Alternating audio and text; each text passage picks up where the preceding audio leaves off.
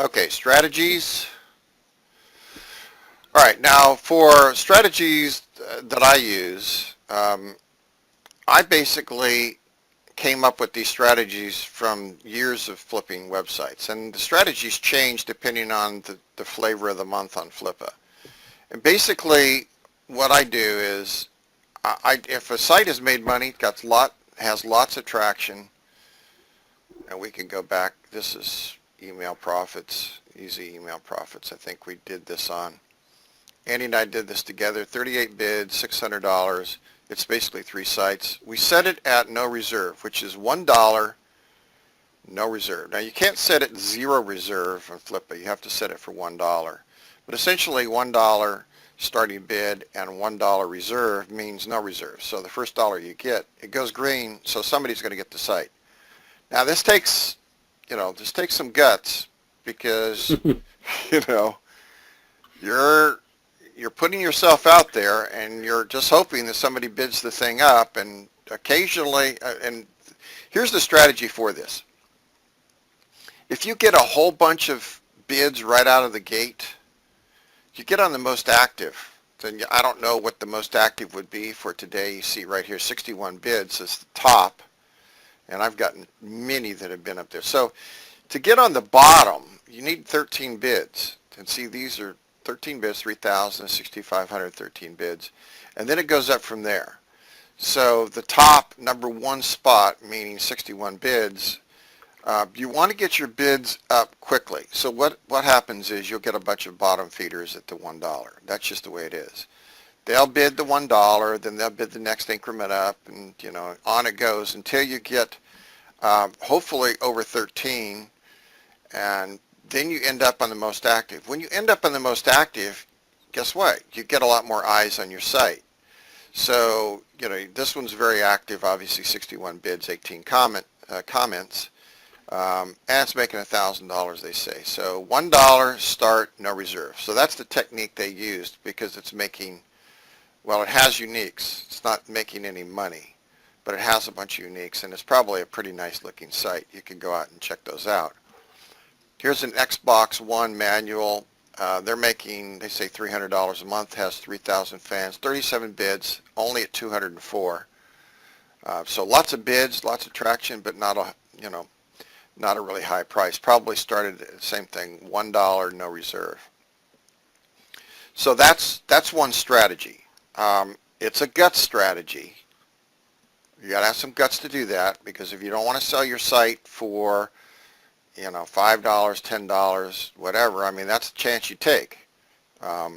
It could go for that. It rarely backfires, though.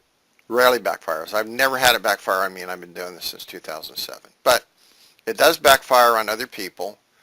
I've got a huge list of people that buy my sites, so that could backfire on you. And, and then you have the 1, 2, and 3 day listing. Now, when you first list a site, you'll only have the option to do 3 days. That's the minimum. And so after you list it out, then you can change the listing time. You can shorten it up to 2 days, or you can even shorten it up to 1 day. It used to be way back when it was SitePoint before Flippa, you could actually list for 1 day. They no longer allow you to do that, but you can change it. You can drop it down to 1 day after it's already listed at 3.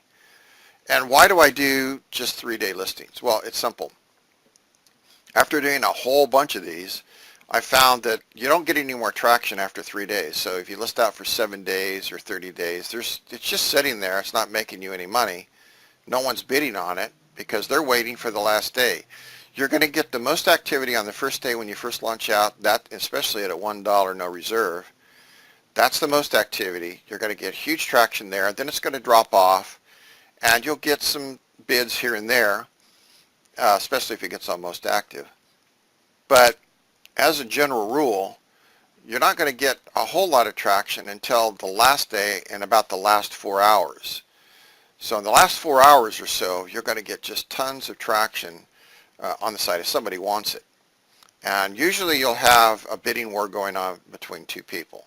Sometimes you get more involved. I really like it when I have 3, 4, 5 people involved, because that really drives the price up. Okay, everyone understand that strategy? No reserve, $1 opening bid. Now, if you don't want to take the chance, then you can start off with an opening bid of $1, and then you can set your site at a reserve. You can, if it's a starter site, doesn't have any revenue, no members in a membership site or anything like that, you can say this is the minimum I'm going to take, and you can set that. I set my minimums at $67 and $97 for a site. Let's say I'm flipping between 147 and 197. So I'll set my reserve at $67 and or 97. But I'll start the bidding at $1. So you'll get the people bidding on it. So it gets a little of activity. The bottom feeders will do $1, $5, $10, something like that. If it gets up to most active, then it's going to get a lot more traction. If not, then you haven't lost anything if it doesn't hit the reserve. You get to relist it for free. But occasionally, it'll get to the reserve. It'll go green, meaning you've got to sell it, because that's part of your TOS. If someone bids on it and they hit your price, you've got to sell the site. So, if you don't sell the site, that's where you end up getting in trouble. You get banned and all kinds of nasty things happen to you. And Flippa doesn't, care for that stuff too much.